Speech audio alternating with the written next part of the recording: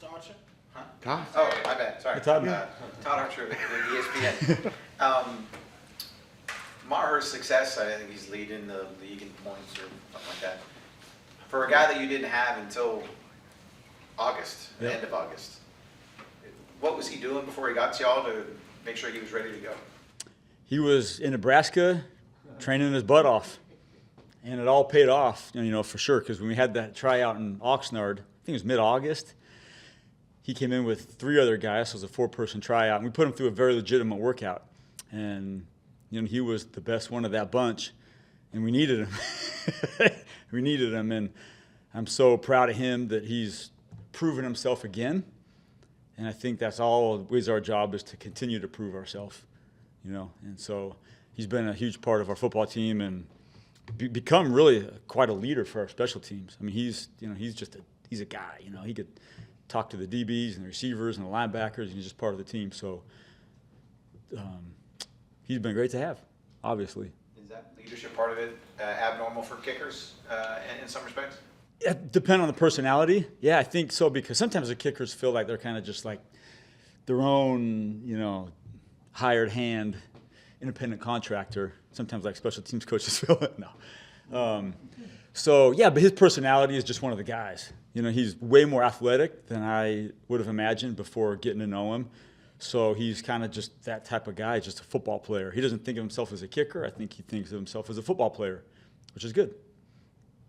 John Fassel, United Sports.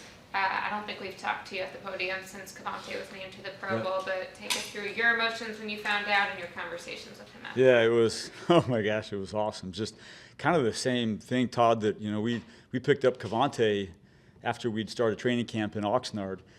And I had been in touch with him throughout the summer without even really knowing him. Just congratulations on USFL, and, I know we're bringing you in for a tryout and hope it goes great, man, and, So to see where he had been and how he started and where he's come to is nothing short of astounding, and so proud of him too. And me and Cavante had a conversation like, this is, what a great recognition for him.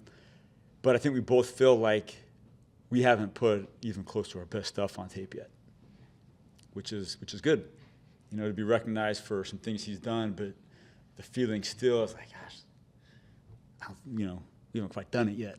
But anyway, so he was thrilled, and he should be, and he's worked really hard behind the scenes on a lot of things, on his ball catching. We go into the indoor when everybody else is outside, and decision making, and if I catch it here, am I good to go? There's so much that goes into it, more than just catching it and just running. So it's been great to see him progress. I know he played college football, but do you train him any differently, knowing that he might have played with some different rules or some different structures with the leagues he was most recently in? Not really. There's some things, returning kickoffs. How deep do you want to bring this ball out based on this call, including this direction? On punt return, where do I put my heels if they're punting from inside the 50? Kind of just traditional stuff that I think would be consistent no matter what league or college level you're playing at. But it's just learning the game within a game and matching the kick with the call. Is this a good one to go, or is this one I need to fair catch and stay? And so there's a ton into decision-making for a returner that is instinctive but also practiced. And I think that's been a good learning curve for him that he'll continue to get a lot better at. So I think the future is much brighter for Cavante than even the present, if that sounds weird. Calvin Watkins, Dallas Morning News. Kelvin Joseph has had 2 fair catch interference calls. Yeah. What's the teaching point there with him to help him fix that? Yeah, you could put those on me too, because the first one was, gosh, I can't remember what team. What was it? Indianapolis. Yeah, that one was a little bit more of the collision. This past one, there's not a halo in pro football. There's just the opportunity to catch, and so we like me, to crowd the returner to try to force him to make a traffic catch, which a lot of times forces him off. And so he was doing exactly what he was coached.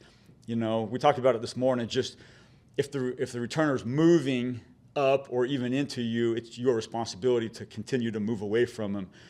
And I think, Kelvin is so critical to our success on special teams.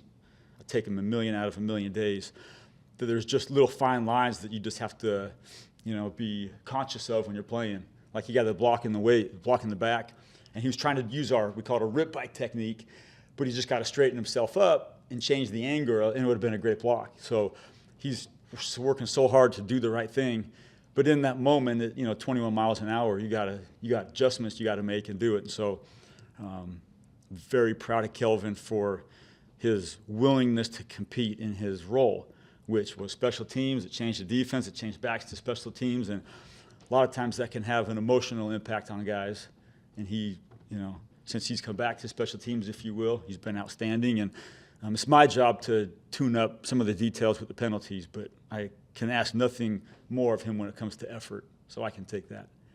Do you see the kickoff, Michael Galpin, Dallas Morning News, the kickoff out of bounds is just bad luck, where, like Brett was describing it, footwork, or his foot kind of slipped on the kick, and then it was just a bad bounce? Like, is that just a freak play in your evaluation? Yeah, gosh, how that ball stayed out of bounds and not going through the end zone was just kind of a crazy bounce. But his plant foot just slid just a little bit, and so he kind of wrapped the ball with his foot. And Brett doesn't do that except just when your plant foot slides just a bit, then it changes his contact, and that's all it was. You'd hope for that ball to actually stay in bounds right on that coffin corner, but it didn't. And I don't know what the record is for most professional games of football in a single year, but Turpin is probably around that mark, especially with the playoffs now. Yeah. I mean, how have you managed him at all during the practice week or otherwise to just make sure that he's okay? Yeah, he hasn't needed a lot of managing. I think I've been conscious of it, but I believe he played 11 games in the USFL. Is that right? And then, this will be his 17th plus 3 preseason games. I mean, that's almost 31 or 32 football games, like real football games, real role.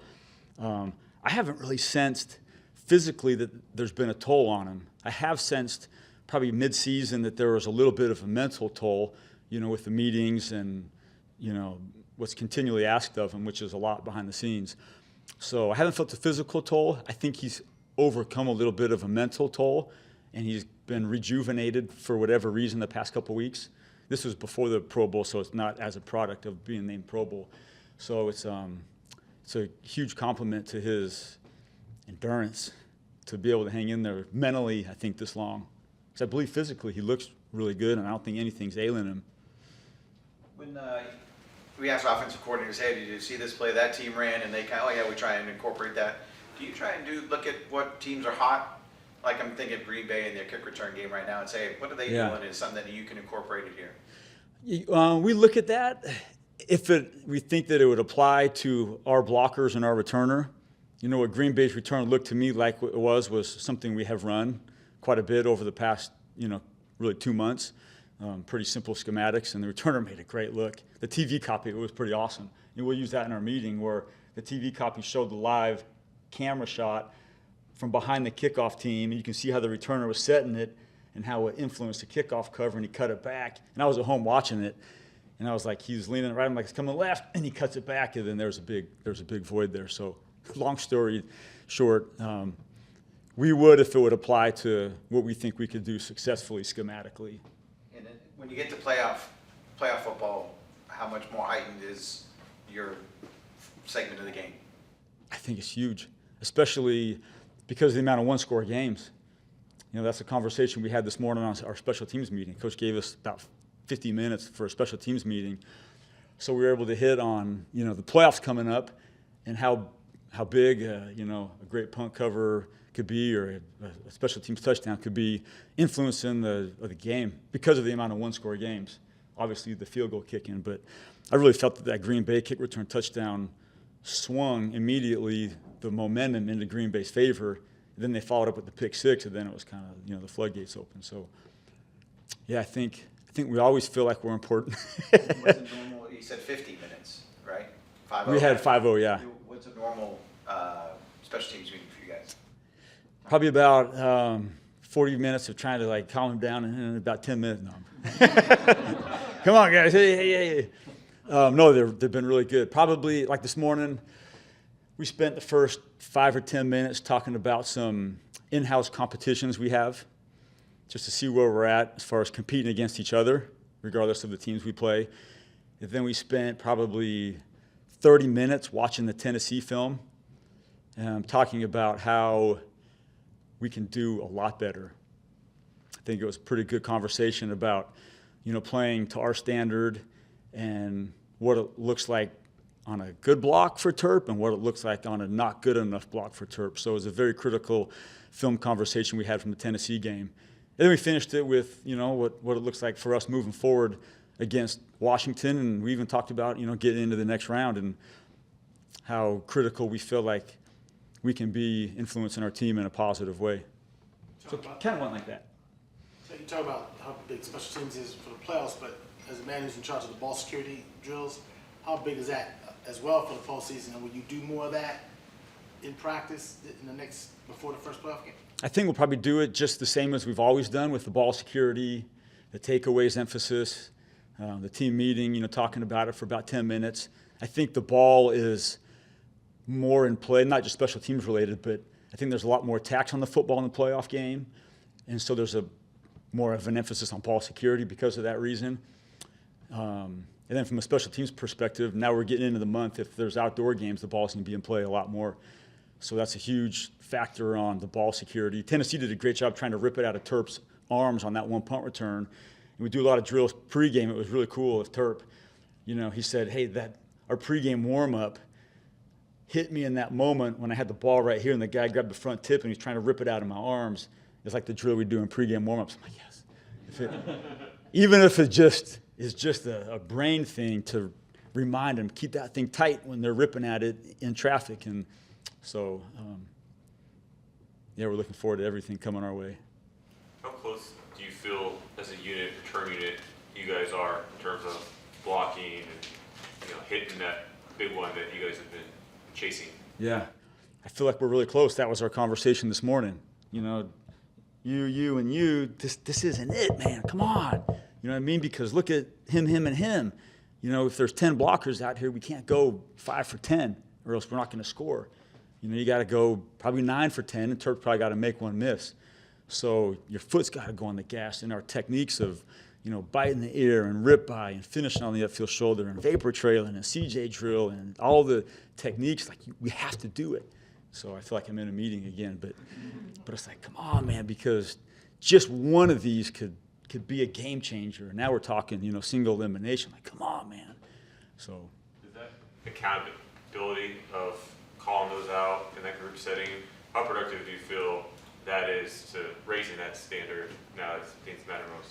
I hope it means a lot. And every month or so, I don't try to manufacture it, but if something catches my eye where I said it's not a big thing, but if we just do this, we're 2 yards away from being better blockers on this guy. So, the guys they're prideful, and I think hopefully there's a standard set where we know what it looks like, and if it's not that, then that's where we got to get to.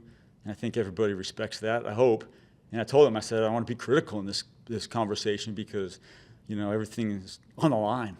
Back to our 7 months of football work conversation, we can't let it just go to waste, in these few moments we get to return a football on punt return or kick return. So, yeah. Babe Loffenberg, Cowboys Radio. Speaking of game changers, did you happen to see the end of the Tampa Bay game yesterday? Oh, yeah. We watched Saw all that. What was your initial, when you saw the ball come back on the ground? And a remarkable play, obviously. Great play by that punter. Yeah. I was thinking of the Seattle punter when he got a punt blocked against the Rams, when he scooped it up and started running out and punted it again. It was a illegal man downfield. And then there was another one I was thinking of, too, where he scooped it up and there was an illegal man downfield, so it was a repunt. But my first thought was they took a delay of game the first time on punt, but the clock was stopped. So I was kind of curious why they would take a delay of game when the clock was stopped. There was no clock running. And sometimes it's hard for a snapper to sit there, then, okay, then it's a 5-yard penalty, then do it again. So, yeah, well, that was a great play by the punter. I mean, what else do you say? I thought he punted it left-footed. When I saw the replay that he punted it right-footed, rolling to his left, I'm like, that could be like we talked about, you hate to have a panic thing save the season, but that might have won him the NFC South. I mean, that was a great play. And do you ever practice that? I mean, you don't want to practice, obviously, your punter snapping poorly, but... Yeah. No, I've never practiced. I don't practice that. Maybe should, because it happened, I can think of 3 times where a punter's had to scoop up a loose ball. It was Philadelphia versus the Giants this past year. Another punter actually got hurt. When he got a punt blocked, he scooped it up and was running for a first down, stepped out of bounds and got hurt. But that was a great scoop. So that's 3 times, Seattle versus LA, I think it was 2 years ago. Philly versus the Giants this year, then that was Tampa one. That maybe it's shown up enough that it's something I should practice. Roll it. No, seriously. Roll it. Langer was my suggestion. Yeah, no.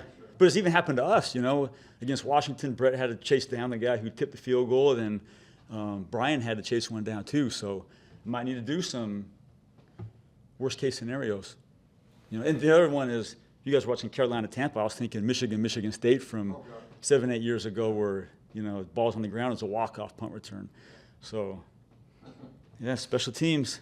Here it comes. Keep you up at night. Yeah. Oh, yeah. Oh, yeah. Yes, I lose a lot of sleep over situational what-ifs. That it? Good? Yeah. Thank you. All right. Thanks, you guys.